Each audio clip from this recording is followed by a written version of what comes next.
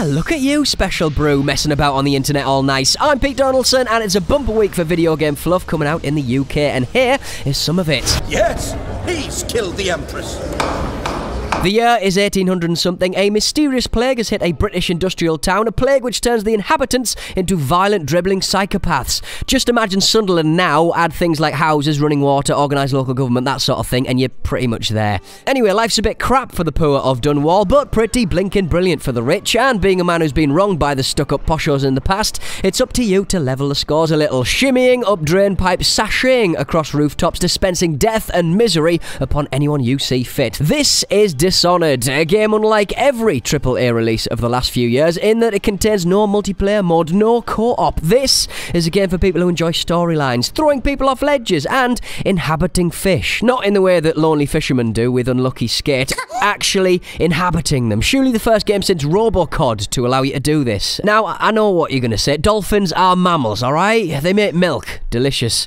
Salty milk. They call him Flipper, Flipper, faster than light. Look at that, dolphin milking. Oldest job in the world next to prostitution, I tell you. Sorry, where was I?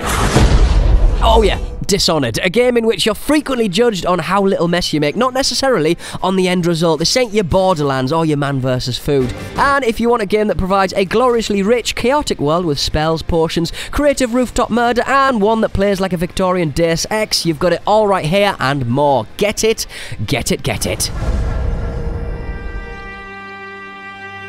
Stand over there! No, there. You're not doing it right. Move that coffee table. Watch me tea. You're making too much noise. Your dad's on nights, for fuck's sake. Yes, all the good, honest family fun of Microsoft's motion controller in a game world you're already rather fond of. Fable The Journey is out now. Not to be confused with Journey The Fable, which is a bizarre set of internet/fiction stories starring singer Steve Perry. Before Peter Molyneux left Microsoft to go and do his own crazy thing, he announced, then wrote checks his behind couldn't cash, and then completed development on what was supposed to be Kinect's first title to satisfy hardcore gamers, whatever they look like in 2012. But was Journey akin to old Petey Pops breaking up with a girlfriend, collecting his stuff and then sewing prawns into the living room curtains?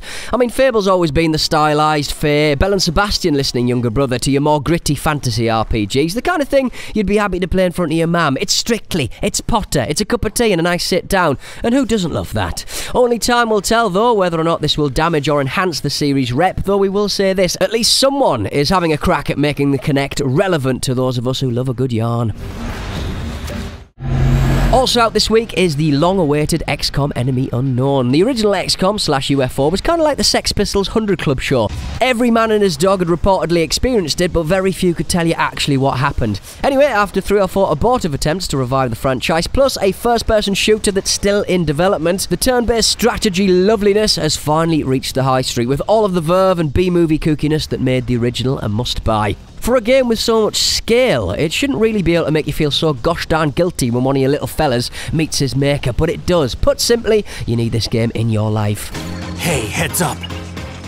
I'm about to unleash my rage. Finally, for now, this really is a bumper week for gaming. Pokemon Black and White 2, the sequel to Pokemon Black and White. Subtitled, I refuse to believe this is still a thing. In this game, all your favourites are back. Baffles, Rumpy, Kettlor, Faxasaur, Puckerpad, and you're off once again on an adventure to get them all in your shiny ball. It's hard to recall a time when this series made a giant misstep, and fans young and old will no doubt hoover copies up like nobody's business. Sorry, Hooversaw. I meant Hooversaw. Right, that's about it for me. My very nice thing of the week is definitely Dishonored. Just look at it. See you next time. Have a lovely week. I'm off for a terrifically brackish dolphin milkshake.